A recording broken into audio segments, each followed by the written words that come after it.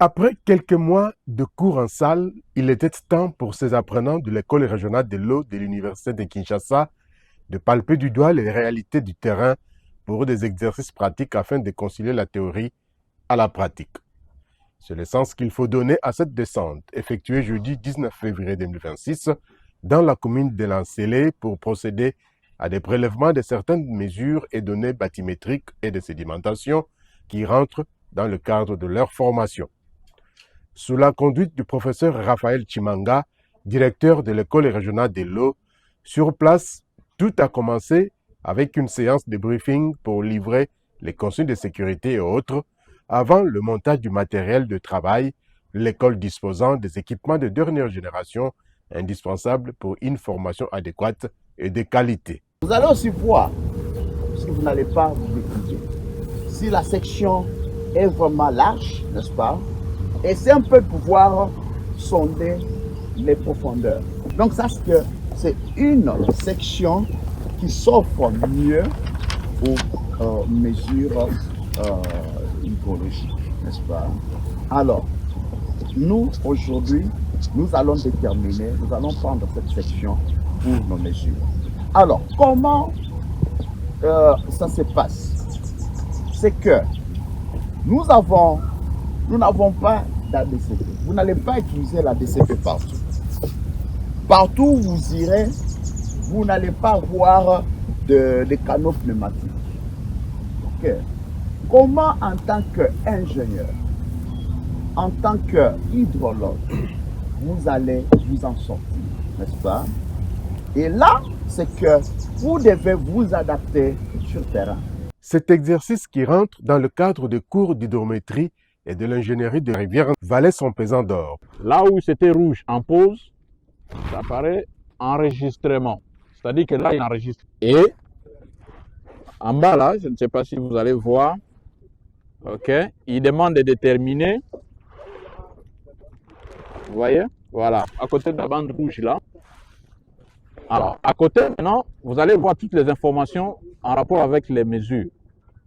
Vous avez les débits total qu'il mesure, qu'il calcule au fur et à mesure qu'on évolue, n'est-ce pas? On a 21, 22, 23. Donc, au fur et à mesure qu'on évolue, il est en train d'augmenter.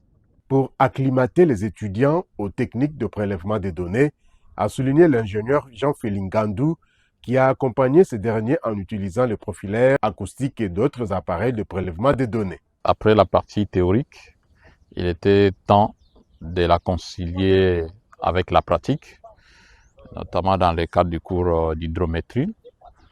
Alors, personnellement, j'ai conduit la partie sur les mesures de débit et de vitesse sur la rivière Nsélé en utilisant les profilaires acoustiques à effet Doppler et IDCP comme nous l'appelons.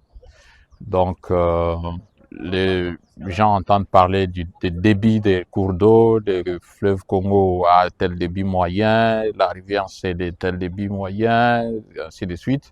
Alors, il fallait maintenant les amener à voir et à faire eux-mêmes, connaître comment est-ce qu'on mesure les débits des cours d'eau en utilisant notamment les instruments de la plus haute technologie comme les AEDCP. Donc, les choses se sont très bien passées.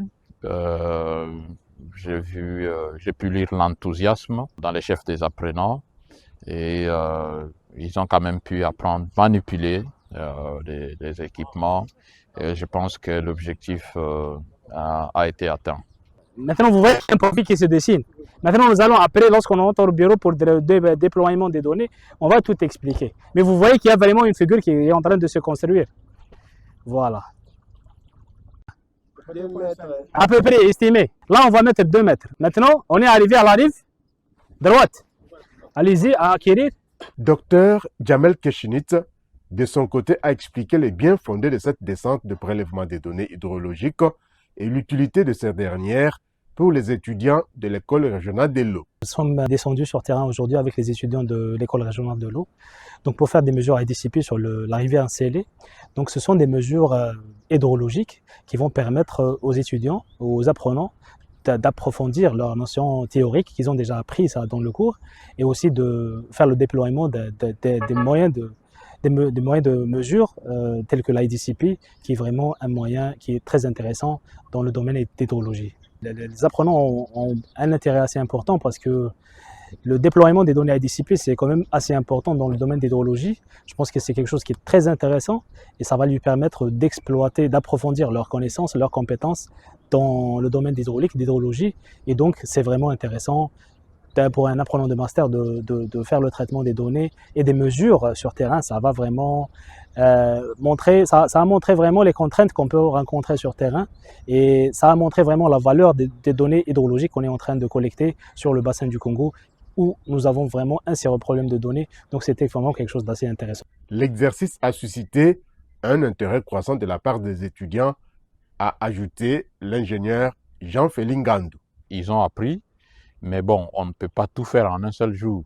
Ça suscitait l'intérêt d'en apprendre davantage. Donc, je pense que c'est un peu les deux, quoi. On prévoit dans les prochains jours d'autres séances sur terrain où on va leur apprendre encore des nouvelles techniques, des nouvelles méthodes avec des nouveaux équipements. Les étudiants, de leur part, ont été enthousiasmés de procéder à ces prélèvements, une première expérience enrichissante. Ces instruments-là, dès qu'ils sont fixés dans l'eau, à la surface de l'eau, ils envoient les ondes pour atteindre les fonds de la rivière. Et avec ces fonds de la rivière-là, vous avez une profondeur. Et cette profondeur-là, tous ces profondeurs-là ont une signification seulement si ces profondeurs sont liées à une référence. Rosalie Moutala, boursière du Congo Basin Science Initiative, CBSI, Initiative Sciences pour les bassins du Congo, pense que c'est une expérience intéressante quand il faut concilier la théorie à la pratique. On est là dans le cours de l'ingénierie de rivière. On avait commencé avec une séance théorique et maintenant, aujourd'hui, on est venu pour une séance pratique. Alors, j'ai vraiment aimé parce que c'est toujours intéressant lorsqu'on vous parle de choses et que vous pouvez réellement le voir, surtout en termes de mesures, parce qu'on était là sur la rivière Nsélé. On a pu prélever des mesures, principalement. On a pu connaître les débits de la rivière. On a utilisé la CDP, on a fait des mesures, on a fait l'aller, le retour, et puis c'était intéressant. Première fois pour lui de parcourir une rivière, Ulrich Kouefouet, également boursier du CBSI, a souligné que c'est une expérience très enrichissante. Pour moi, c'est une expérience très enrichissante et captivante parce qu'il faut le dire, c'est ma première fois de pouvoir parcourir une rivière telle que la rivière Nsélé où nous sommes actuellement. J'ai déjà entendu parler des mesures hydrologiques, je les ai étudiées de manière théorique. On a eu 2 cours concernant cela, le cours d'hydrométrie, le cours d'ingénierie des rivières. Mais de manière pratique, c'est la première fois pour moi concrètement de pouvoir mettre en pratique le système de la question des données hydrologiques. Alors, c'est là, on a pratiqué 2 choses aujourd'hui, à savoir la mesure à l'ADCP et au flotteur, ainsi que le GNSS pour pouvoir notamment déterminer le débit d'un cours d'eau à travers la DCP et également au flotteur et également déterminer un point géodésique à travers le GNSS. Pour Maguindaya, c'est un grand honneur de s'être livré à cet exercice de conciliation de la théorie à la pratique. En tout cas, pour moi, ça a été un grand honneur particulièrement et en général pour toute la promotion également. C'est toujours un plaisir de pouvoir concilier la théorie à la pratique. Alors, nous sommes aujourd'hui descendus sur terrain, précisément à la rivière Nsélé, dans le cadre du cours de l'ingénierie de rivière. Alors, ce qui m'a beaucoup plu, c'est que, bon, je dirais que c'est ma première fois de pouvoir faire un tour sur une rivière. C'est vrai qu'au début, j'avais peur, mais une fois sur la rivière, ça m'a beaucoup plu de pouvoir palper la réalité en face. On a pu connaître la mesure, le débit de notre rivière Nsélé, mais aussi quelques profondeurs. Isaac Kompi, boursier de la Banque mondiale dans le cadre du programme d'accès aux services d'eau et d'assainissement PASEA, qualifie l'expérience de superbe. C'était une superbe expérience parce que nous avions eu des cours théoriques et pouvoir arriver à lier ces cours théoriques à la pratique, que nous avons vécues tout au long de cette journée. C'est une expérience très enrichissante parce que cela nous met face aux réalités du terrain premièrement et aussi cela nous montre que tout ce que nous recevons peut nous aider à nous en sortir face aux difficultés parce que même sur terrain, nous rencontrons des difficultés et il est de notre devoir en tant que futurs gestionnaires en eau d'arriver à les surmonter avec les connaissances que nous avons acquises. Pour lui, cette expérience revêt un double sens, non seulement scientifique, mais également économique. Cela revêt d'une importance qui est non seulement scientifique, mais aussi économique surtout, parce que sur la rivière Ntsélé, où nous avions évalué le débit, cela peut aider le gouvernement congolais, même nous, aussi en tant que scientifiques, d'avoir des informations sur l'évaluation de la navigation de cette rivière. Et parce que nous avions même vu qu'il y avait des canaux rapides, qu'il y avait des pirogues, qui utilisaient cette voie pour la navigation ainsi. Cela peut constituer une bonne base de données pour des études scientifiques futures pour évaluer la faisabilité pour la navigation au sein de cette rivière et même au sein de toutes les autres rivières aussi qui seraient assez similaires à la rivière Ntsélé. Ce qu'elle croyait être de la magie est devenu aujourd'hui un jeu d'enfant ou presque.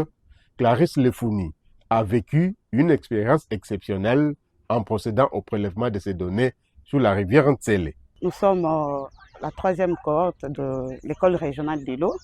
Particulièrement, moi je suis boursière de la Banque mondiale, projet PASEA de la CEPO, que je profite aussi pour dire merci par rapport à cette occasion, cette opportunité que la CEPO nous a donnée.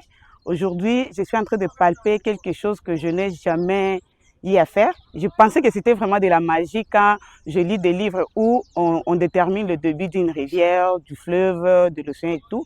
Mais aujourd'hui, je trouve que c'était vraiment praticable. C'était une application aussi que tout le monde pouvait faire si vous êtes apprenant dans les domaines qui concernent l'eau. Nous avons eu le cours de l'ingénierie des rivières, de l'hydrométrie. C'était le moment pour nous, comme apprenants, de descendre sur terrain et on a choisi la rivière Ntsélé pour cette première séance de mesure. On a fait le GNSS pour prendre un peu la surface de l'eau. On a fait aussi les flotteurs qui nous a permis aussi de voir un peu le débit, la vitesse de coulement de la rivière. On a fait l'ADCP pour prendre la profondeur, le débit de la rivière et c'était vraiment intéressant. J'ai vu comment l'ADCP fonctionnait dans l'eau. En tout cas, je remercie vraiment l'école pour toutes ces pratiques. Je pense que ce n'est pas la première fois. Il y aura peut-être des secondes, deuxième fois, troisième fois, pourquoi pas. Le manque, sinon l'inexistence des données, est un leitmotiv pour ces futurs cadres en formation à l'école régionale de l'eau de l'Université de Kinshasa de s'intéresser à ce domaine. Une descente qui a apporté un plus dans leur cursus universitaire, ont noté Magindaya et Rosalie Moutala. Nous vivons dans un pays qui est riche en ressources hydrologiques et parfois nous n'avons pas des données précises sur nos rivières. Alors je pense que ce terrain va nous aider à savoir quels sont les débits qui occupent nos rivières ainsi que les profondeurs et autres. Ça a apporté un plus parce que, comme je le disais tantôt, lorsqu'on fait des cours théoriques sans justement voir ce qu'on fait, deux fois les notions se perdent. Mais lorsqu'on est arrivé sur le terrain, on a pu palper et on a pu expérimenter toutes les connaissances qu'on avait déjà acquises. Et c'est ça en fait les plus qui s'est ajouté. La prochaine étape pour ces étudiants est de traiter les données collectées, a fait savoir Dr Jamel Keshnitz. Alors la prochaine étape, c'est maintenant, aujourd'hui on a collecté les données, mais il faut maintenant penser à traiter ces données-là, donner une valeur scientifique à ces données, c'est ce qu'on est en train de faire, c'est ce qu'on va faire prochainement dans les prochaines étapes. Signalons que ces étudiants de l'école régionale de l'eau de l'Université de Kinshasa sont issus des différentes spécialisations qu'organise l'école, notamment eau et environnement, eau, énergie et pompage solaire, eau et navigation, eau potable et assainissement, traitement des eaux usées, hydrométéorologie et résilience climatique, eau, irrigation et sécurité alimentaire, ainsi que gouvernance de l'eau.